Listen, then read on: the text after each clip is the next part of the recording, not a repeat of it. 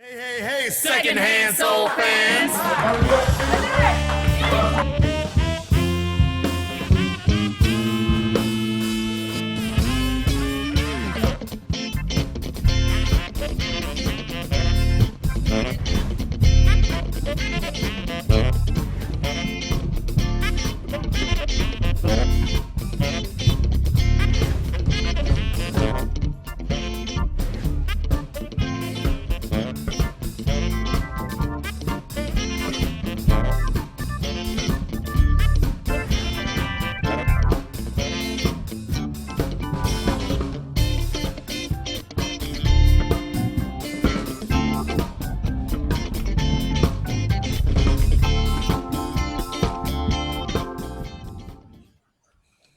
Hey, secondhand soul fans. It's me, your friendly neighborhood soul man, Lyle Dynamite Miller. And I'm here with... Kathy Fern. And the sax man, Dave Drower. How's it going out there, everybody? How we doing today, everybody? And here we are at episode number 11 of the Secondhand Soul Band Show. All right, we're still here. Everybody still out there with us? All right, we got a great show ahead today, as usual. Today, we're going to be covering quite a few things. We have in our venue news, a new place called Donnie Gs out in Elmwood Park. We're going to do our over underrated segment. We got a very special diva in there today. Then we got a new segment. Yeah, not this time. We know Kathy Fern is underrated, Jack. Definitely. And then we have a new segment that Kathy's going to be doing, actually called Time to Retire. And then, of course, the Art Gold segment, always ready to get on stage. That's by me. And then Dave goes off. So if you guys have any comments, make sure you put them in there. We'll get to them. All right. All right. So why don't we get started? Okay, Let's go.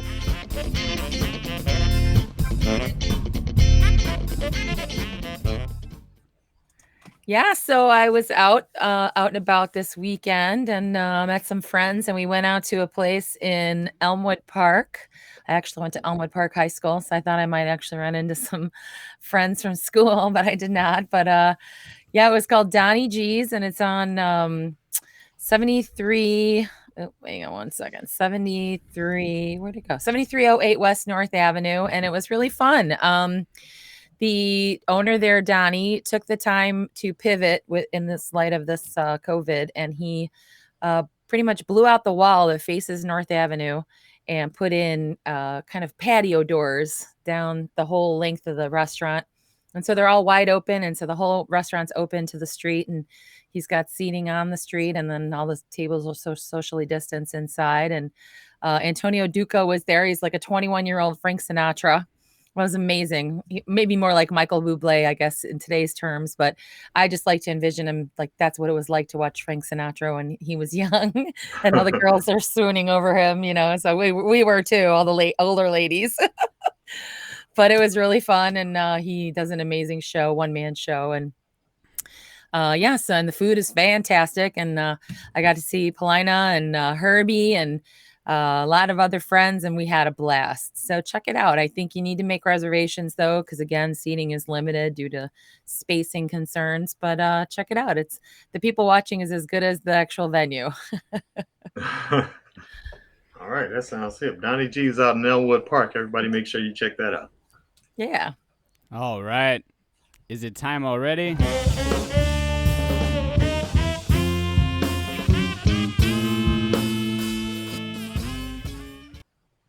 All right, it's time for Over Underrated. This is Dave and I, at least, our favorite segment. I hope it's your favorite segment, too, of the show. That's right. And Over Underrated is where we grab an artist from famous artists out there and figure out whether or not they're overrated, underrated, or if they're getting just the correct amount of accolades. Yeah. We got a good one today. I really think we do, man. Oh, yeah, we got a great one today. And who do we have today, Dave? Well, you gave the tease earlier. We have a diva named Mariah Carey today. Mariah Carey. That's right. She's right. This is a difficult artist for me to have in this segment. This was part of the reason why I wanted to pick her, because she's definitely been around for a long time, and she could definitely sing. That girl can sing. Unfortunately, recently there's been a lot of little hiccups in her career and her private life, I could say, is very interesting for somebody Right. that's so frankly hot. Right. Some of the guys she's dated, I just never understood it. And then the Christmas song is a whole nother thing, Lyle, because there's like a threshold like you go over when you have like a hit Christmas thing. So every year, Right. you're gonna hear that All I Want for Christmas Is You, That's right. and then she does most of her TV stuff during that time. I remember a few years ago she had a pretty big snafu because she didn't do a sound check. You remember that? Yes, I do remember. I think it was a New Year's Eve performance. Did not go well. Right. Yes, and hey, that goes back to was it my one of my first Dave Goes Offs about sound check and how important it is. Yeah. And even Mariah Carey has to learn this lesson. So I'm not gonna quite say what I think. I'm laying out some information, and we're gonna see what you think too. Yeah, I'm kind of in the same place here. I mean, I'm a little bit torn. It seems like it would be very obvious in either direction. It seems like we hear too much about Mariah Carey. She's okay. We get it. She could sing. She's a great singer. But do we get it? Do we get it? Mariah Carey came out in the mid '90s, and as a force in production and songwriting, which she doesn't get a lot of credit for. And although there were a lot of brilliant singer-songwriters who were women, they didn't get a lot of notoriety. And I think in general, that Mariah Carey should have been as big as some of the bigger singer-songwriters, especially in the '90s. There weren't that many. There weren't a whole lot, especially in the R&B. Right. So, well, and there was a lot of pop nonsense. Yeah. That wasn't really musical necessarily in the '90s. So for those reasons, I feel like it was easy for her to sort of go under the radar. That's why even when I brought her up, I thought that she was a little bit underrated. Yeah. And it's sort of hard for me to say that because she is such a big name. But at the same time, she's definitely not known for any of her songwriting. She didn't write the All I Want for Christmas Is You, but she's the one that made that tune what it is. Frank Sinatra singing that, I can't see it. Or Michael Bublé, like, could you imagine? That would be... I know, but he has a Christmas album, and that guy is way overrated. We'll save him for some other day. Yeah. But Mariah Carey, I had to go the opposite way. I think she's a little bit underrated. Yeah, no, she "One Sweet Day" was one of Boyz II Men's biggest hits, and that was a song she wrote and produced. I believe "Vision of Love," the first tune, was hers as well. I know she performed and won a Grammy for it, but I believe she wrote and produced it. I know she did a lot of writing and producing on that album. But she's to borrow the cliche, way more than just a pretty face. She is a singer-songwriter, businesswoman. If she didn't sing, would still be a great songwriter, and if she wasn't a songwriter, would still be a great singer. So I think she's underrated. Yep. You guys are schooling me on this. I had no idea that she wrote a lot of songs. I only know her as the diva, and having problems with everybody. Marrying the rich producer. We finally came to an agreement on one artist. It's only taken 11 shows, but we found one that, and ironically, we both think she's underrated. So fantastic, and we have a new segment coming up, don't we, guys? Well, one question about Mariah Carey, like vocally, what do you guys think about how she's aging, like as far as her singing now compared to what she used to do? Seems like it's holding out pretty well. I mean, outside of production problems on the show, she seems to still be able to sing pretty well. Yeah, I mean, I've seen fair share of bad performances. I guess everybody has some, but what I see in any kind of decline is comfortability. Like she just feels like, well, you guys know this song, I've done it a million times. If I miss a note, I'm still going to get a lot of royalties from it. I see that the heart isn't there anymore, and again, it could have been just a string of bad performances that I caught, but the boldness and the fire that was there in the '90s and in early 2000s is just missing now. Yeah, it'll come back. I believe in her. Yeah. Definitely. All right. Here we go. I love that graphic. That is awesome. Well, I definitely want you guys to chime in on this. This is a newer idea that we had for a segment.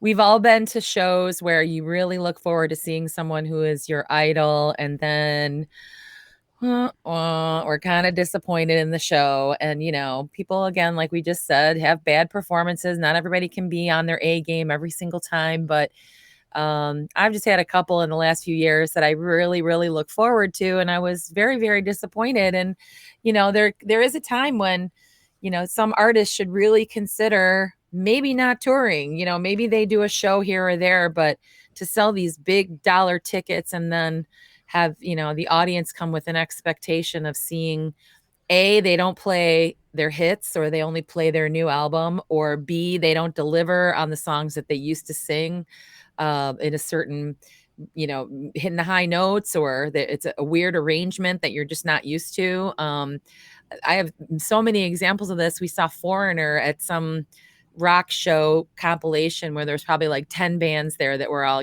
very famous at one time, but now they basically sell the show altogether. And Luke Graham sang all the songs with a different cadence and a different what word am I looking for, Lau? Where he changed all the words. He was singing the same words, but it was like he was singing in another language. I'm like, what are you doing? We know these immigration. Maybe, like, we know these songs backwards and forwards. Like, what are you doing, dude? You're ruining it for us. It was terrible. And then another show that I just saw probably 3 years ago was Van Morrison. I had never seen him. He's amazing. Oh my God, a million hits. He's like such a deep thinker and great songwriting. And he's known, like, people make fun of him. Like, I saw Jimmy Fallon do an impression of him, and you couldn't understand him, and it was hilarious to watch. But that's seriously what I was seeing at the show that I paid a lot of money to be at. And I was so mad. Like, unless you had a stroke or something's wrong with you, there's no reason why you have to mumble every single lyric. Like, I almost don't even know what song you're singing. And how many people know Brown Eyed Girl? And I almost did not know it was Brown Eyed Girl. He threw the song to the backup singers more often than he was actually singing. And I'm like, why didn't we just hire that girl? And she's doing a way better job than you. So I left that show so disappointed. And like, the opening band, thank God, was fantastic, and it's one of my new favorite bands. But this guy, he's 75 now, and maybe it's time you need to retire, because if you can't, give some semblance of a show, then, of course, I've seen like David Lee Roth. That was the very first concert I saw Van Halen when I was 13. And then I saw him again, oh gosh, like 30 years later. And okay, it's David Lee Roth, and he couldn't quite do the split kicks, but he hit most of the higher notes, and you could tell it was a little harder for him.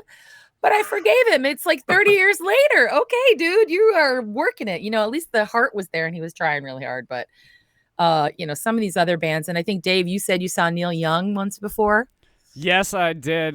This was an accident that I wish I had never made. Quite frankly. And Neil Young was opening up, I feel like it was for Tom Petty. It was some summer festival, and it was so hard to watch, because he was just sort of he was dredging through the songs, and then he had like this big choir with him to sort of try to lift up the things that he's not doing himself. And I was never really a big fan, but him before I saw him live, and then after I saw him live, I just can't even stand him anymore. Like, in general, he's one of my like no-nos on the him and Fleetwood Mac. I just can't do those two for some reason. It's something about it. It just drives me it irritates me. Oh, but yeah, it's so irritating. That's okay. And Lyle, you have one too. Yeah. Oh yeah. Maybe more than one, but Music Soul Child. First of all, they used to do these shows on the radio. They would broadcast from a club where the guy was playing live, and they broadcast Music Soul Child, and it was I can't describe how bad this was. I thought it was like maybe karaoke, and there was some drunk got a hold of the microphone. This guy was so terrible, and people were on the show like, "Wow, he sounds great." And I was like, well, maybe I'm crazy. And then there was this group called As Yet, Azyet, came out in the 90s. They were like a boy band. And there were 5 guys in the group. And the bass singer was basically the lead singer. So they had all this harmony stuff going on, but the bass guy's singing lead. So his voice is still playing on the track and he's singing lead. And then all the other guys were lip syncing and their voices are on the track. There's 4 guys standing in front of me. Nobody's singing. They're mouthing different words. That was the worst concert. And so I'm in the house and I was singing the actual parts like loud so I could replace somebody. Oh my God. You had to work really hard to enjoy that show. Yeah, and it still didn't happen. That was the worst live performance. But the bass guy in As Yet, very, very good. And Mark Nelson, that's a whole nother show. Mark Nelson's a guy I got to talk about. Yeah, it is such a delight when you do see some older performers. We've talked in the past about Joe Cocker. Yeah. I got to see him 10 years ago. Holy moly, what a show. He put it out there and it was a free show. A radio station put on a free show and they do it every year. And this guy, I was so excited that I got to see him because it was 10 years ago. So I don't even know how old he was then, but holy moly, he was good. It was, that's just delightful when you see people still in their A game. And again, I'm willing to forgive people if they are bringing it and they are trying and they are just, that maybe they can't hit those high notes, but who cares? But if they're trying, I saw Aretha Franklin maybe 20 years ago. I was so disappointed in that show too. She's one of my idols and she just phoned it in. She was like Miss Diva and stood in one spot the whole night and never sang a note that was above, anything. None of the good songs that I came there to see. And I don't know, I was really disappointed. So please, you guys, tell me to retire if it's time for me to retire. when we still know each other 20 years and now you'll say, Kath, hang it up. Yeah. Yes. No, man, Stevie Wonder sounds amazing. Man, I heard Maynard Ferguson, he was rocking out well into his 70s. Yeah. He might have not played 400 high notes, but he would still play 150 like right on the money. So, Hey. Yeah, and I was going to just say Jeffrey Osborne's like a vampire. Oh yeah, I saw him Jeffrey too. Osborne live. This guy, he looks exactly and sounds exactly like he did in the 70s. A little less hair, but same voice, in great shape. I enjoyed that show a lot, and he tours a lot still, so that was really fun. That was really fun. I would go see him again, even. Yeah. Yep. All right, I think that's the end of that segment. Let's move on, guys. All right, it's time for Art Ghosts. And you know what Art Ghost is? Art Ghost is always ready to get on stage. And I'm Lyle Dynamite Miller, your friendly neighborhood soul man, here with another Art Ghost tip to make you always ready to get on stage. So today I want to talk about confidence and confidence in performing and the importance of it. So, confidence, when you think about performance, confidence is a combination of 2 things. It's education and guts. Confidence usually comes from education. When you know about something and you know what you're doing, you're going to be confident about doing it. Now, when confidence and education, or guts and education meet, you get the confidence to go out on stage and nail those high notes. You nail those songs just the way you practice, just the way you've been taught. But we all mess up still, right? Sometimes you'll practice a note forever and you'll get out there in front of that crowd and here comes that high note and then you miss. Your voice cracks or you didn't approach it the right way. You know you can hit this note, but it's too high. And then the people are looking, some people looking at each other. It's too high. I'm not going to try it anymore. There was a song by the OJs called Stairway to Heaven. And there's a high D in the song. It's the only note I thought about every time I had to sing this song. And I was on a play and I had to do this song. So I did it probably 40 times. And 20 times in, my voice cracked. And they were like, just lower the note. What are you doing? Nobody cares. But I refused to lower the note. You know why? Because the one time I did hit it, told me that I had the ability to hit it. So after that, I hit it every time. And I missed 20 times, but on 21, I hit it. And 21 is what gave me the step higher. See, because what's missing from the formula of education plus guts is humility. You have to be willing to look a fool. Because if you look a fool 99 times, 100 times, you'll be a star. So stick with it. And make sure you don't give up on yourself, because the other fatality, the other thing that could end your career is if you give up on this note and that note, this dance move's too hard, that one's too rough, soon you're just trotting out on stage, barely mumbling the words out. You don't want that. Always go towards a difficult place because that's where you will find strength and success. And that is my art ghost tip of the day. Day goes on. All right, my friends, it's time for Dave Goes Off, and today I got a really juicy one, and this one's right off the press, man. This is remote learning day 8. So my day job, the kids came back to school last Monday, and we're only on the computers. So I teach music, which is fantastic for internet learning just because it's so easy to be able to sing with the kids and it come back immediately so that you could hear them. So you can imagine it's not going very well. We have kids that have like microphones on and then everything's getting looped through it. We have kids that are just like with their hand on it. Like I had 5th graders never even show their face for like the first 5 days. And then you're like begging them, please turn on your camera, please say something, but oh my God, it's terrible. It's like learning how to swim and then somebody throws you into mud and then it's like, good luck. Or the middle of the ocean and then it's like, good luck.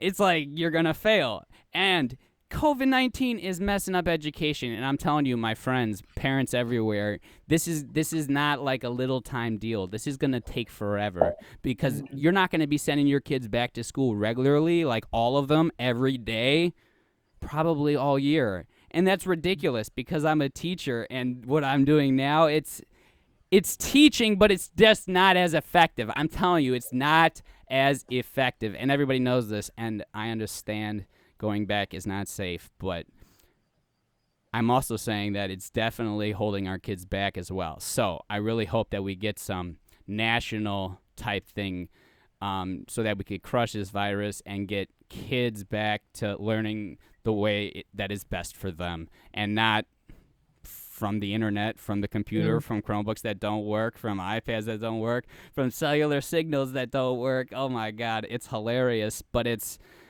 a work in progress. I can't imagine how hard that is, Dave. That's just. Yeah. But I know you care. I know you care a lot, and you want your guys to do well, and that's just got to be so completely frustrating. I did enjoy seeing them, though, and I have to say I have like 7 kindergartnners already that are just loving my classes. So they're like, you just could see them jumping up and down. You can't hear them because they have their mics muted. So, but their facial features say it all. And then you get to the 5th graders, and they all like don't have smiles on. They have like the hoods over their head, and it's very interesting. Yeah. Well, I got a freshman in college this year, so we're taking him down this week, and that's just going to be really difficult. But I'm glad he's physically going to school. They're doing it's a small college, so they're taking a lot of precautions. So I'm glad that at least it can't be like most people the way that school starts and all the fun things they'll get to do, but they'll make the best of it, and this is what they know. So he'll, next year he'll just be better. So I'm excited for him. And then my other son is a senior in high school, so his senior year is going to be completely weird. Yep, he'll be logging on right at the start time. You got to be logged on for the classes. It's yes. But hey, guys, get out there and vote. Make sure you vote this year. If you haven't registered yet, this is our little political part of the show. Please vote. Just if you're going to do a mail-in ballot, I'm hearing the best thing to do now is to drop the ballot off. You don't have to touch anything or anybody, but you request it, get it mailed to you, fill it out at home, and drop it off. Don't depend on the mail service, and that's the best way to get your vote counted. Excuse me. I actually vote by mail for the last few years, and I love it because I can sit on the computer and kind of take my time with the ballot and decide who I want to vote for and do research if I need to. It's really hard to do that, obviously, standing in a voting booth. And sometimes you don't even know who's going to be on the ballot till you get in there. So I feel like a much more responsible citizen when I do it that way. It's just so important to have your voice be heard and just get out there and please vote. Yep, I agree completely. Absolutely. So we want to say hi to some people on Facebook. Thanks, you guys, for checking in. And on YouTube, Hey. We appreciate your comments. We miss you guys. And I know we'll be back sooner than you know. We'll have to deal with this for a little while longer, but sounds like they're making some progress with some science-based facts here. So hopefully we'll see some of that pretty soon. And you will see us. We'll be raring to go, just like we've been. And we've got a pretty full year booked for next year. So looking forward to that for sure. All right. So until next week, we'll see you guys later. All right. Hey, secondhand soul fans.